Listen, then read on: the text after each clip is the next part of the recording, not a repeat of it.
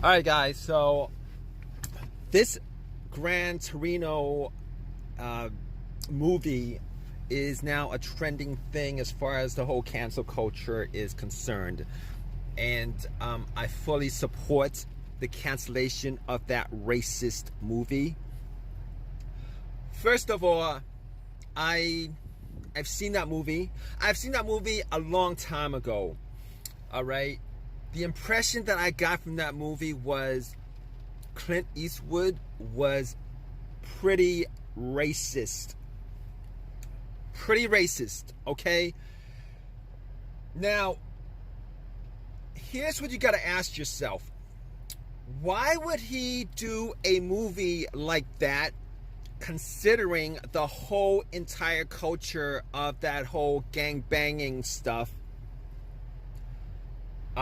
is pretty much a black culture, somewhat of a Latino culture, but mostly a black hip-hop culture. But instead of going straight to the point, the guy had to use a proxy.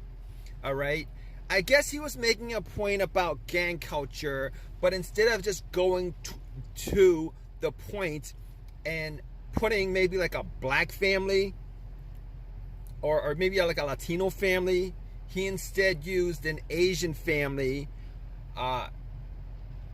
for his material. Which, if you think about it, why would you do that? Why would he do that? Why would he do that? Because the answer is because he can get away with that. Because he can get away with that. Because I guarantee you, right now, I could guarantee you, when that movie came out, that if he had done a movie with a black family, a black immigrant family, or even a black ghetto family, if he had done that movie with maybe even a Latino family, he wouldn't have a career right after that movie. So I've always thought of the guy as somebody who is selectively racist.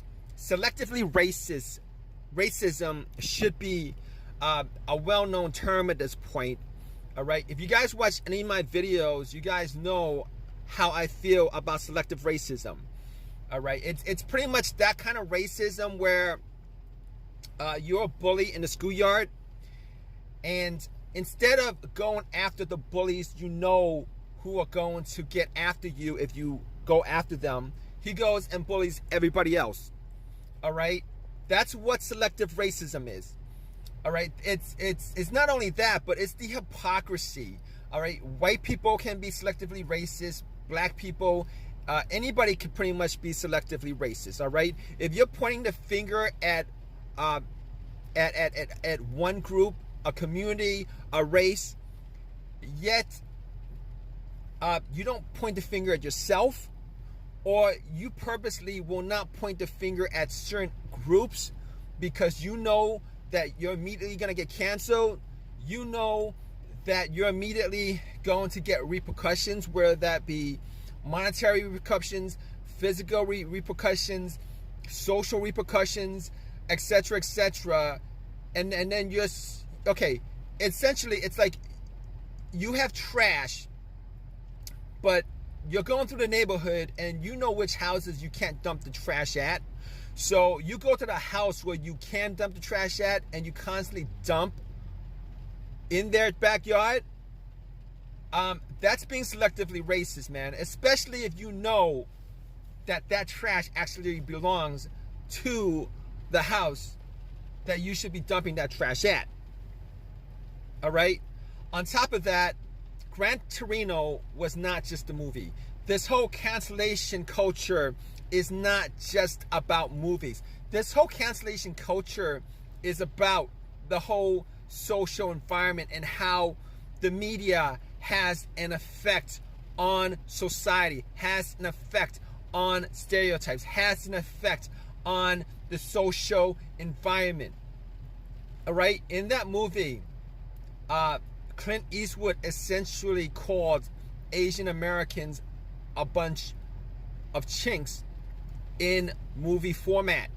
All right, as you guys know, you do not have to commit a hate crime by just saying it.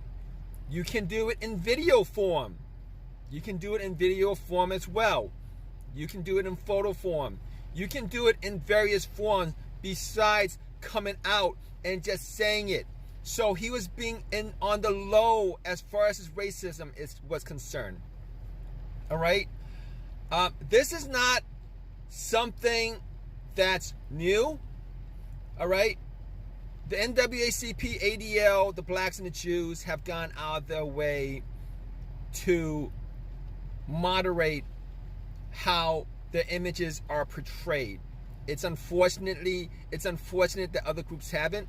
And during the period from probably 1995 to like 2017, prior to the SJW movement, it's unfortunate that blacks and Jews have also been the culprits in committing a lot of these hate crimes, being selective racist towards Asian Americans, Latino Americans, gay Americans, LGBT, women's rights group, etc., etc.